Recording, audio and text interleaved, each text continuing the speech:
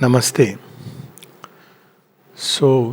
In this 150th year of Sri Aurobindo's birth, sesquicentenary, I think one of the best ways to celebrate is to read Sri Aurobindo. And next better way to celebrate is to live the teachings of Sri Aurobindo. Because after all, what would make him really happy is if we read and try to live those teachings. All else is, we may have talks, seminars, discussions, but their purpose should be the same. That to read Sri Aurobindo, to inspire to read Sri Aurobindo, to not just read for the sake of reading, but with the motive that let us try to understand and try to live the teachings. And what is yet greater than that, or what is the best thing, which the mother has said, is to love and serve Sri Aurobindo. In fact, that is the key both to reading Sri Aurobindo and the key to try to understand and live his teachings. Because if we try to understand through a scholarly wisdom or scholarly approach, then we run the risk of fitting Sri Aurobindo in one of the brackets.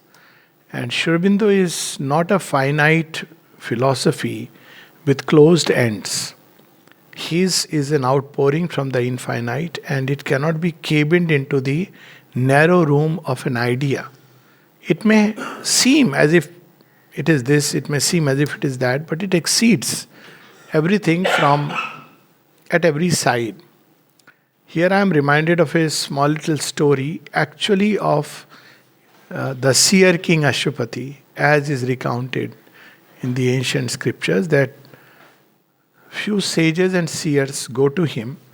He was known as the king, seer king, who has the secret which many others, even seers and sages who have renounced the worldly life, don't have. So they go to him and they want to understand that secret of the cosmic energy, the cosmic workings, the cosmic fire, as it is called. And to have that secret, you have to engage with the world. Otherwise, you cannot discover it. And which is what King Ashwapati, he is a seer, but who has engaged with the world in all its grim earnestness. Who has? So all these seers go. And when they meet him, Ashwapati says, "You rest in the palace tonight, and tomorrow we'll sit and discuss." So next day there is a discussion. He calls all of them, and he doesn't straight away start revealing what he has discovered. He asks them, "What have you discovered?" So each of them reveals what he has discovered. Ashwapati, the historical Ashwapati, he does not negate any seer, but simply adds something. And by adding it, he gives it a completely a new dimension. It's like he puts in the missing link which liberates philosophy from the thought structures in which philosophical systems are entrapped. So it liberates philosophy from itself and takes it to another level. I mean, philosophy is a door towards the true spiritual journey. Spiritual journey is not philosophy, it is something much greater. But there can be a philosophical system born out of spiritual experience. That's a different thing altogether. So he liberates them. Something similar we see with Sri Aurobindo. He writes about Vedas and yet liberates the Vedas. It's in the truest sense when Matsya Avatar is asked, why have you taken a body? And it says, Vedanudharte. I have come to rescue the Vedas. So one way to understand rescuing the Vedas is that they are lost and you recover them.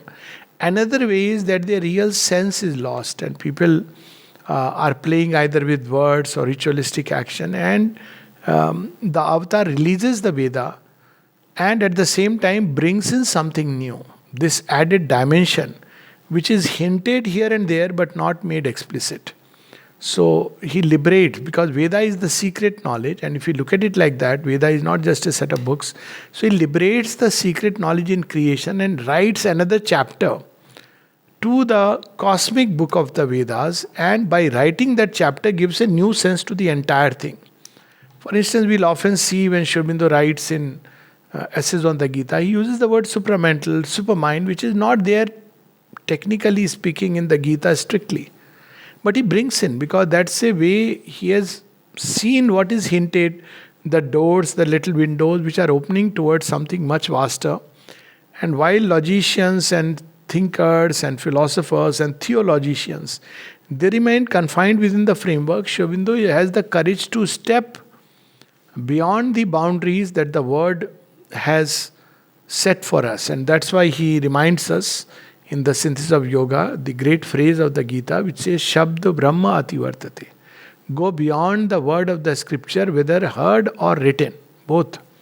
So, this should be the idea of reading Sri Aurobindo, to understand and to have the courage to live those teachings rather than simply discuss over. We can discuss ad infinitum, but even the purpose of discussion, if any, should be how we can live the teachings better. So, when people read Sri Aurobindo, they encounter difficulty. So, what is the reason for this difficulty? First difficulty is people say that he uses long sentences. We have spoken about it, that he uses long sentences, not always, but often, because when you have to understand a thing from many angles, Sri Aurobindo has a total comprehension of things. So when you have to understand a thing from many angles, there are ifs, buts, ands, commas, semicolons to see it from entirety, totality. This is the reason. And it is very easy to read the long sentences by giving the right pauses, every comma, semicolon. That's why Sri Aurobindo said not a comma is to be changed in his writing. Because if you change the comma, it becomes very difficult to read. Now there, of course, people get into debate. Did he put a comma here? Did he not put a comma here? We don't know. I mean, that's something which is left to the wisdom and the sincerity of the people in the archives. But we can, on our own side, always learn to pause. And when you pause and take the previous and then the next one, almost the way Vedic hymns were remembered, we can get the drift of the whole thing. For instance, if you take Ishavasyam, Idam Sarvam, Yat Kincha, Jagatyam Jagat. So each is connecting with the other, and the same scheme Sri Aurobindo follows. And then Tena Taktena Bhunjita. Otherwise, look disconnected. But when we connect it to what has gone before, what is to come after, it becomes easy to comprehend. So long sentence is not a problem. In fact, it gives us a total picture of things. The second reason why he not only uses long sentences, people often say he writes many times as if he is writing very elaborately. Well, that's because Sri Aurobindo is connected with the manifestation. He is not talking only about souls meeting with the super soul. It's not just about Atma Paramatma Milan. I am amazed that any number of people who end up simply saying that it's about, liberation, it's about soul with meeting the Paramatma. And I have to, sometimes I ask, have you really read, have you even heard what Sri Aurobindo is, we are talking about? So it's because we have certain slots and we are just trying to pick up that. But Sri Aurobindo is not speaking only about soul's union with the divine, which is a foundation, but also nature, manifestation being uplifted to the divine. Nature itself being liberated. And what is nature? We can equally say what is not nature. Everything, every activity from the atoms right up to the galaxies, from the little fluttering of the flapping of the butterfly's wings to, birds which have very wide span, which go through the sky, from the entire evolutionary journey from dust to man and beyond, gods, demons, it's all nature. So if we have to participate in the manifestation and particularly upgrade it to divine manifestation, we need to understand nature. And Sri Aurobindo gives us a unique, new, divine understanding of nature. Hence, he has to be very elaborate. Otherwise, he could simply say, sit and meditate and find the answer and wake up one day, you will get enlightened. I'll give you a method and a technique, and that's the end of the story. But that's not his yoga. His yoga is, of course, finding God is one aspect of it. It's a base, a foundation. But there is a lot more to follow, and even this finding is not by cutting off from nature. So that's why in synthesis, Sri Aurobindo says not exclusive concentration, but an inclusive concentration. So there is a way of finding God by cutting yourself from nature. the soul gradually withdraws from every activity, and eventually by aspiration, by meditation, by bhakti, by whatever means, it eventually finds the divine and merges with him.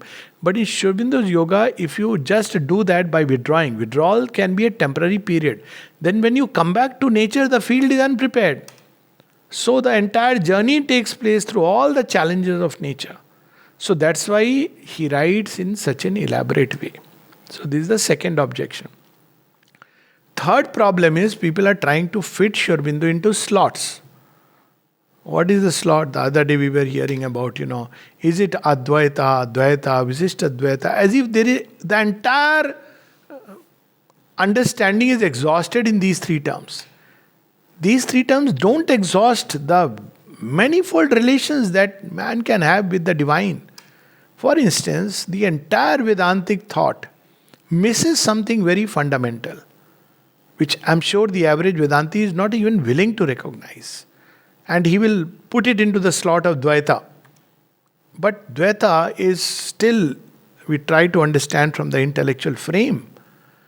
And that is love. It's completely missing. Love, the Ananda in creation. So, those who, it's not about Vedanta, it's the philosophical systems that have been derived out of it. So, Vedanta itself does speak of the divine as rasa, though love explicitly is missing there. I mean, it's only hinted. So one has to understand that the last book of God is still to be written. It's something so simple. And often I say that if we start talking about one book, one revelation or few revelatory seers, and at the end of the story, then this is exactly the objection which new religions say, that well, your book was written long back, your seers were long back, we have written something new which we have upgraded. And therefore this is the last, the same mistake. But God is moving ever forward. So that's why we have accepted and admitted in Sanatana Dharma an entire evolutionary movement. And that is something so beautiful. The last page of the Vedas is still to be not only written, to be discovered. That last page is within matter. Is this coming up of man the last page in the epic of the soul's journey? It cannot be. Anybody with a little logic can look at it. So what is that last page? The secret knowledge is there within matter. What is it going to write? So beyond man it is going to write the story of the divine Superman. So will it end there? No, because he is infinite. Beyond the divine Superman, the supramental being, there will be a being of bliss in a body of bliss. What will be beyond the being of bliss and the body of bliss? So Sri Aurobindo will say, hold on. Wait and watch. But not a last finished page. So for the moment we have enough agenda for 1,000 years at least. And let's focus on that. Rather than trying to fit Sri Aurobindo as if belonging to the past. It is to this tendency that the mother remarked. Sri Aurobindo does not belong to the past. He is the luminous future advancing towards its own realization. So when somebody tried to show the different lineage of seers and then Sri Aurobindo, he says, no, you should start with a bang. That's not how one has to look at it. That's one way to approach. But because he has brought something new which changes the entire base.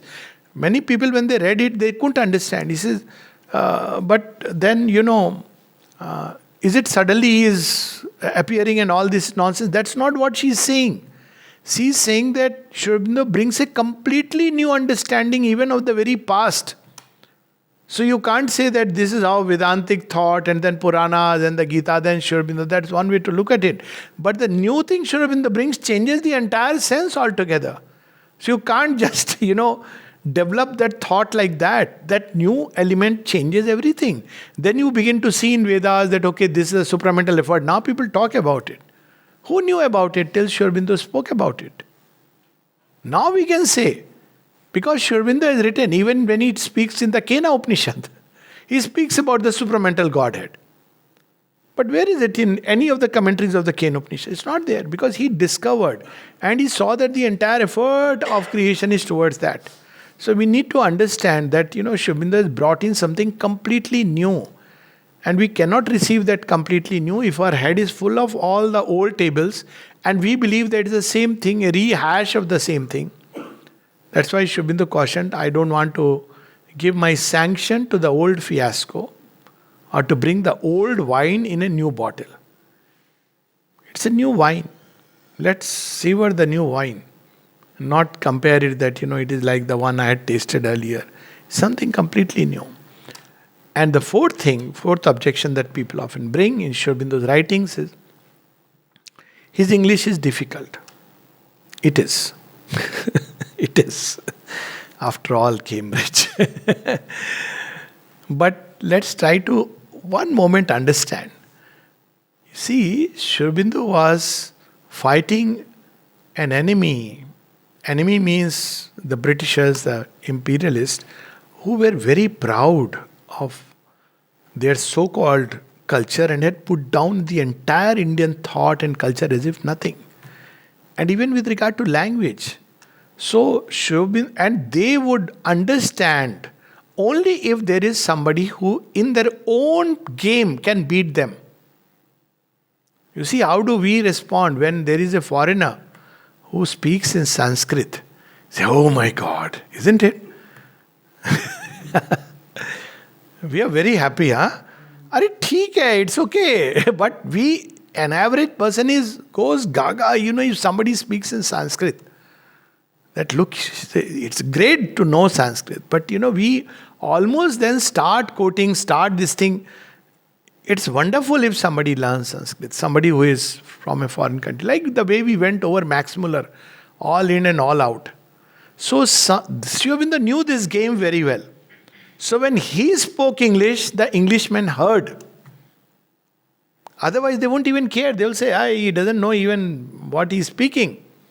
Even if did not Sri Ramakrishna bring in a very high realization? Did not Swami Vivekananda himself an erudite person? But they didn't hear. I mean, those who were spiritually inclined heard, but the empire didn't care. You know how they wrote about Swami Vivekananda in very depreciating terms. Because obviously they couldn't understand. They would understand, okay, if he wrote something which is impeccable. That's why there is that famous story when Sri Aurobindo was taking the steamer all the way to come to Pondicherry. And he had to take the medical certificate. And he goes to the doctor last minute. And there was the risk that he may get caught. But when he goes there and the man was drunk, of course, Sri Aurobindo has made a humorous aside to it, but I won't mention it here. So he goes there and that man half drunk gets up and he has to ask questions. Steamer is going to leave in 2 hours. But the moment he heard Sri Aurobindo's English, he said, oh, somebody who speaks such an English, he cannot be any convict to anybody. He immediately, signed the certificate, one of the things. And same thing when the French governor then, who was instigated by the British, came to, investigate Sri Aurobindo because apparently some papers were found in the well which were confiscated. It was all a planted thing. But when he came to talk to Sri Aurobindo, when he heard him speak French with fluency, he said, no, this is not possible. So he had to reply to them in their own language. In the bargain, he lifted English also, universal medium subsequently, to what heights? At the same time, not everything that Sri Aurobindo writes is difficult English. A lot of things. For a seeker, for somebody having questions, and one who wants to practice the path of yoga, there are the entire 5-6 volumes of letters, which includes letters on yoga, letters on the mother, letters on himself. They are all very beautiful, simple English. So this objection is also nothing else but the sign of a lazy mind. And let's shun laziness in this sesquicentenary. I don't know, every time I pronounce the word, I'm not sure whether I'm pronouncing it right. But whatever it is, let us take the resolve in this centenary year, this wonderful year, that let us read Sri Aurobindo, and the mother's centenary is coming. And I think if we can read and try to live it, that is what will make them not only happy, but they'll be the most worthy tribute ever. And if you don't know English language, learn the language. At least little bit. If you don't know how to learn the language, read Sri Aurobindo and one will imbibe English. I have seen people, actually, any language actually, if you live together and start speaking, reading, you will pick it up. So we don't have to have an English tutor. Read Sri Aurobindo. Start with simple letters. I even can give a very preposterous suggestion. I have seen it works. Read Savitri. It will develop intelligence and give us the and inculcate language, and language the way Sri Aurobindo has expressed it. Because Sri Aurobindo's expression is very unique. It's not just literature and language, not just grammar and syntax, but something which is very unique, which is poetry in prose, to where there is a rhythm, a mantra. So let us read Sri Aurobindo in this wonderful year and for all years to come, and try to live in whatever measure. And if we can do it, that will be the best homage to Sri Aurobindo and the Mother. Namaste.